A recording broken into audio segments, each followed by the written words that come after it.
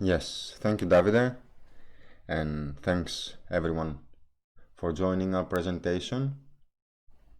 My name is Spyros Manglis. I'm a security engineer working in ING for the past almost 3 years, and I'm also one of the main persons behind this project.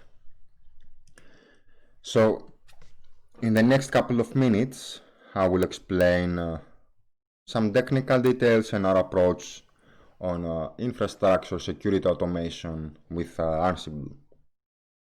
But first, let's start with a simple question. Why Ansible? Why should we use Ansible instead of any other tools? Well, Ansible, first of all, is an agentless framework. It doesn't require any client to be installed on the targeted node. It only uses SSH and WinRM to connect to Linux and Windows servers. We can use Ansible to keep state, and we will see later on how we can do that. It's extensible. We have an open source community where you can find vendor modules which you can just download and use. It's really easy to scale. It doesn't really matter if you want to run one single task against 1,000 machines or 1,000 tasks against one single machine. It's really easy to achieve that. And also it's running based on facts and preconditions, which actually means that if a condition is met, then and only then it will execute a specific task.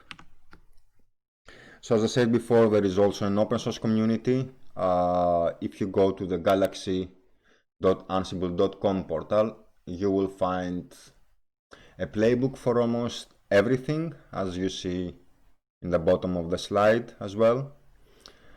Playbooks are released from vendors or developers and engineers, and of course you can share your own playbook there. Let's continue with use cases of Ansible.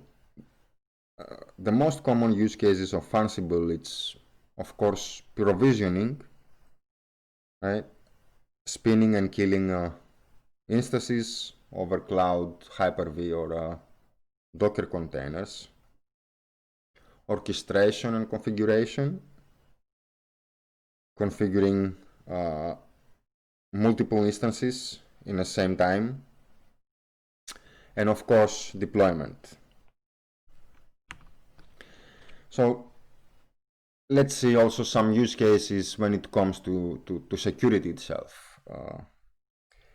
Most of the times Ansible is being used to apply security standard frameworks like the STIG, Security Technical Implementation Guide, or the PCI DSS, the Payment Card Industry Standards. Of course, it's also been used for network configuration and hardening, threat hunting, and replicating 0 days and CVEs, and of course to apply our internal security standards. Now let's have a small comparison with other tools. Why Ansible against all those other tools we have available? Can't the ABC tool do the XYZ job? Of course it can, most of the times I will say. The difference is, at least for us, the main difference was that Ansible is really easy for non-security people to write security tests. So it's easy for ops and for developers to understand and write their own tests. And of course, for me personally, I cannot really compare Ansible with any other security tool because they are not really doing the same job.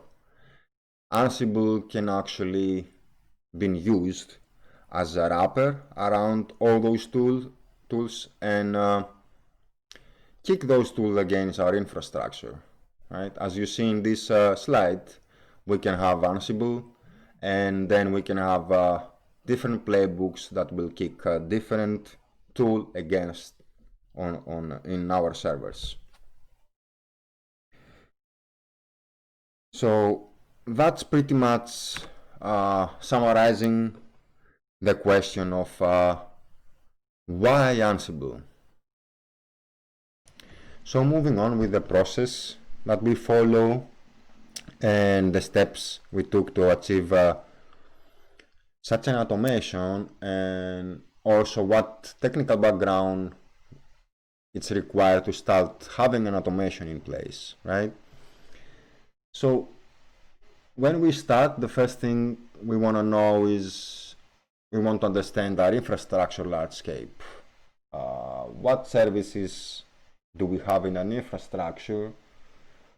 How they change, if they change, right? And the next step is taking the well-known security frameworks like PCI, Mitre, and STIG,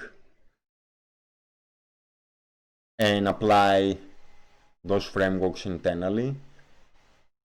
Here we don't really want to apply everything. We want only to take the parts that are applicable to us, right? And in the next step, we want to define our Windows and Linux threads based on a stride model. Now, moving on to the step 4, we have a list of threads which we want to map with the security frameworks. So we have our internal threads, and we want to map them with the Mitre framework, STIG, and PCI DSS.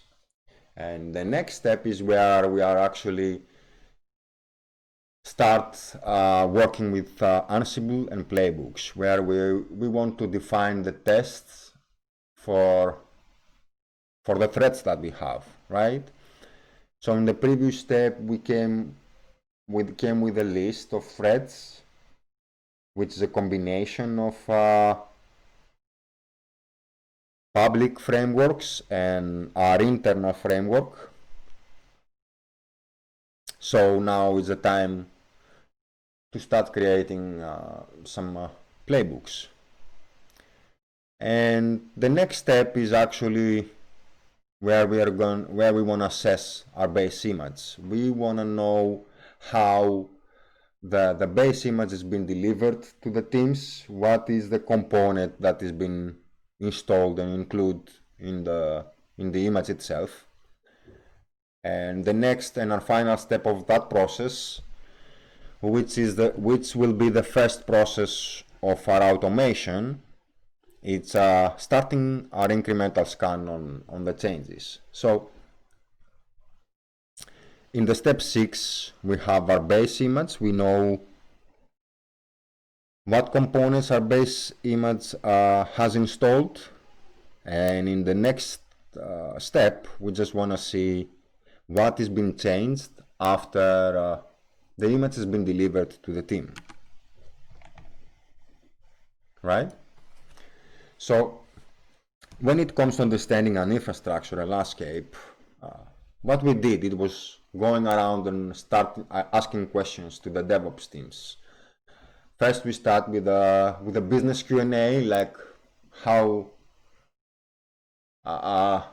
those default images are changing, and if they're changing, how often, what kind of, if there are any optional packages, and what kind of optional packages do teams require most, right? And we can also do, of course, technical questions, like if there is any Nessus scan, running on the server, if there is any additional scans running on the server, if we have cron jobs, internal artifacts, if how we manage the patching, right? How the whole patching process looks like. If there is any possible external threads, if there is CMA in place. And now when it comes to the step 2, adapting interesting standards, as we said, we have in place PCI DSS, STIG, and Mitra attack, and of course the next step is to build our internal threat model. So in this slide you will see how our internal threat model looks like, and I just noticed a mistake on the slide that on the left, where it's supposed to be the Linux threat model, is actually the Windows, and on the right it's the Linux one. So the threat models is the other way around. But let's take an example of the Linux of a single thread in the Linux thread model. So we have the thread Linux with ID 2, which says attacker host rough application to the web app server to steal credential and confidential info. And the mitigation comes with the CMA, right? I don't think such a test can be easily done with other tools, or with the Nessus, for example. And if it's applicable with the Nessus, how long that will take, right? So step 4 is we want to map our threads to a test. This is our ING ISTG guide. You see, for example, we define the thread, which in this case is the thread is attacker extracts confidential data from application logs, and we also have possible ways of testing manual for this thread, right? And in step 5 is where we start building on playbooks. We have our threads in process, we have everything we need, and now we need to start writing Ansible tests. In this example, we'll see 2 playbooks that are actually combined to test for a single thread. So, just a recap. When we start the process, we want to have our internal discovery, and the way we did it is by delivering a questionnaire to the DevOps teams. Our next step was doing the standard mapping, taking all those well-known frameworks and mapping them to our threads.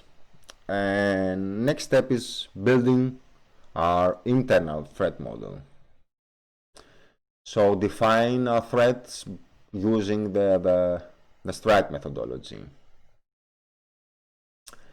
Next is ING ISTG, which is having our internal threat model, the external the threads that we defined from the external frameworks, and now we want to build our internal security testing guide. And of course, the last step is to start writing our own playbooks, our own tests. So moving on with the definition of our default stack, we want to know what is in the base image that we deliver to the teams. We want to know what components, what packages, what kind of libraries are installed there, right? And it's a really good practice when we're collecting the facts from the base image to actually create a template out of it. So next time when we're gonna run a test against the same stack against a similar base image, and if the base image has been changed, then we can use the template to keep the state to the one we want, or we can also use the template for provisioning or for hardening. Right now, when it comes to definition of the changes, we want to know as well what kind of libraries, third-party tools, packages the teams are installing on top of the base image. And again, here is also quite good to do the same as before. Create a template out of it. So when we're collecting the facts, create a template with the facts, and next time you're gonna run the same test against the same machine, if you see something being changed and it shouldn't be, then you can use the template to roll back. Right? So at the moment, this is how it's been used pretty much within our environment. Most of the times pen testers are the ones using this role, and it's only be used when we require infrastructure pen testing. So from one side we have the pen testers. We have the Ansible role. They run the Ansible role against an inventory list, and we will get a report out of it. This report will be used as an evidence for further manual, if it's needed, investigation or not. So few things that we are looking with our tests. First of all, we are looking for outdated versions and vulnerable binaries on the machine. We are looking for DOS vulnerabilities, privilege escalation techniques, sensitive information stored in clear text, files and folder permissions, cron jobs, and the report. So which security problem or problems we can solve with Ansible? Of course, we can catch the low-hanging fruits. We can replicate 0 days and CVs. We can enforce configuration, and of course, we can automate the obvious, right? So let's move with the live demo, and I really hope that everything will go smoothly. So as you can see here, I have 2 VMs. This is supposed to be our our targeted machine, our targeted server.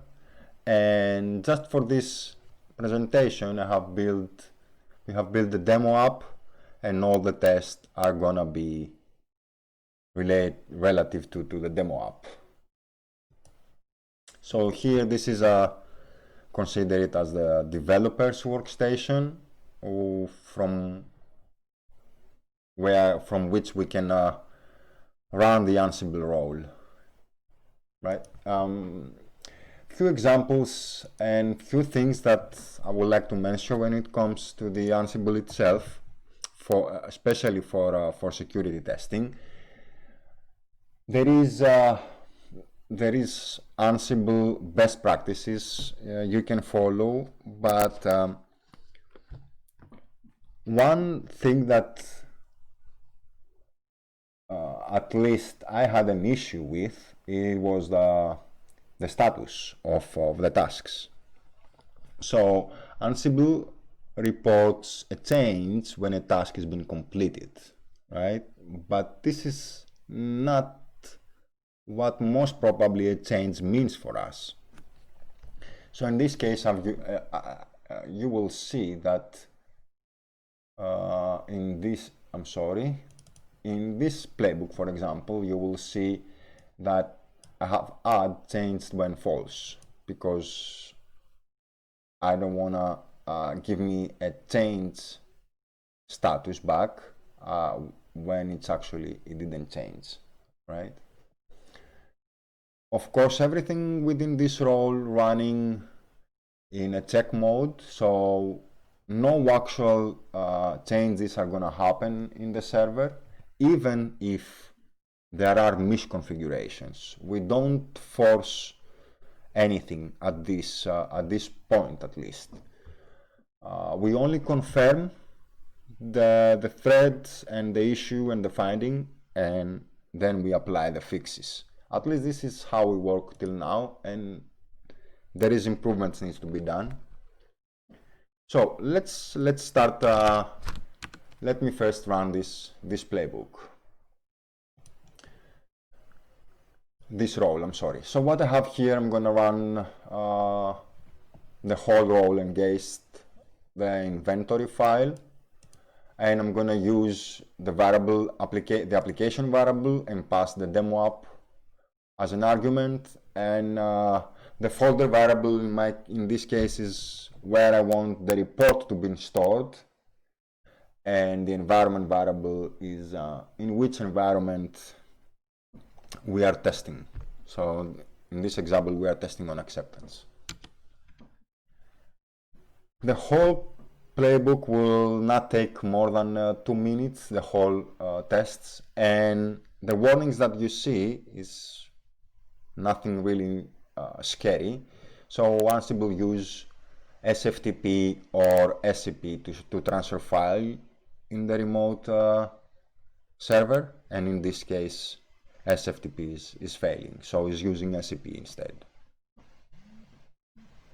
Okay, we have one changed being reported back, which is the correct way, because the change is actually the creation of the report, as you see here. So let's move a step back and analyze what we have here. So first of all, we're collecting some facts. What is the time that this role is being start running? We have IPv4 addresses, IPv6, host name, kernel version, distribution version, Linux status, upper status, and environment variables. So moving on, here we have the mounts. What devices are mounted in the server, and now we have the first security test, which is applied to the STIG framework, and it's checking if SSH allows empty password. And empty password is not enabled in SSH, and we see that root login is also not enabled in SSH, right? So we don't really have to go and check manually for those. The next test is ING specific, and we're checking for readable or writable log files, and you will see that it found one writable log file, which is the demo app server logs file, and it also found one readable file, three readable files, which is the demo app logs, demo app server logs, and you can read me app logs. Just to confirm,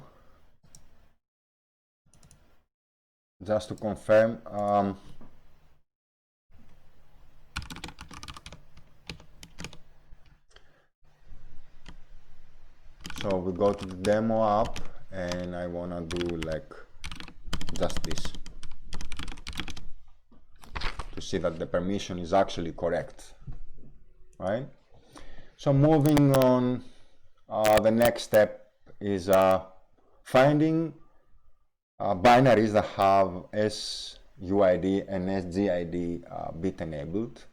So from here, it is possible that we're gonna get a big list reported back in this test. But what is really interesting for us is actually this. right? Which means we have a shell script with SUID or GID enabled, and also this one will be interesting, right? Because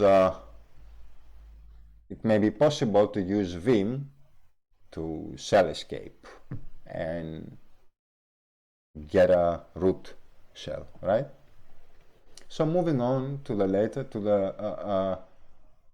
later tests, we're looking for sensitive data in the readable logs, and we're finding that demo app logs and you can readme demo app logs are having sensitive data. So we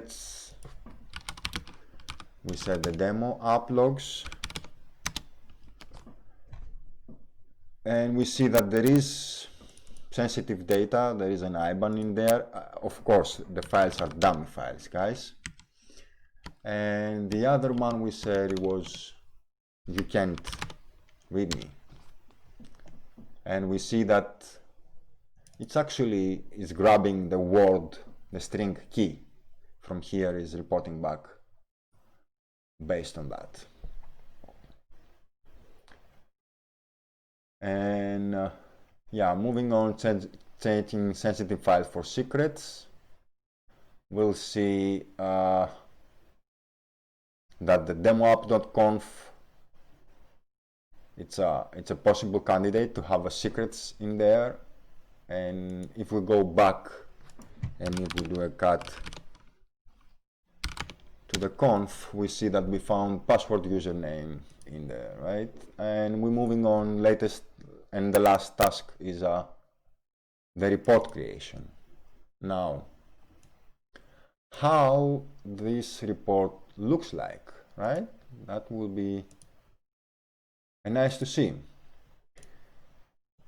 So the report comes in a HTML file, and within Ansible we use the Jinja templating to build that. And this is kind of how the report looks like. We have the results in one place with the status. For example, the SSH config is a test that we can immediately say if its password failed, but the rest are not. That's why we have a manual check there. And if we click, we can see pretty much the same results. The way that we want the report is, yeah, for tracking and keep evidence, right? So that was pretty much our concluding our demo as well. So future work that we have in place and things we want to do to improve this role. First of all, we want to embed it in Azure CI/CD pipeline. We would like to create kind of a risk score for the tasks, and therefore we can way more easily automate the approval disapproval of a pen test. And of course, we're planning to release the playbooks and the threads model as an open source. So pretty much this is how we will look in a near future, right? We will have pen testers. We will have it available on demand, where pen testers are going to use it pretty much in the same way as it is today. And we're also going to have it, we would like to have it in a pipeline, where it's going to have an automated approval or disapproval of the release, right? And as the time passes and the role it gets more and more feedback, when it reaches a maturity level, we can then just sit back and enjoy all the outcome of it. So that pretty much concludes our presentation for security automation with Ansible. Thanks for joining our presentation, and see you in the Q&A session.